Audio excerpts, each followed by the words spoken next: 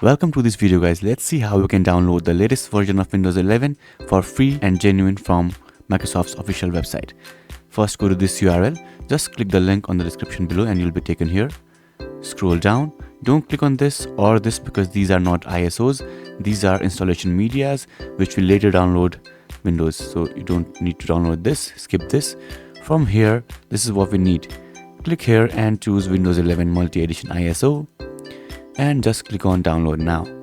Now this will take some time, and once this is done, you just need to choose a product language.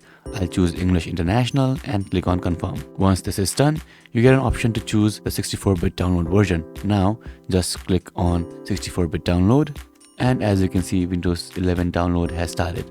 After a while, this download will be complete and you can use ISO to make your pen drive bootable or do whatever you want with it. If you have any questions, let me know in the comments below.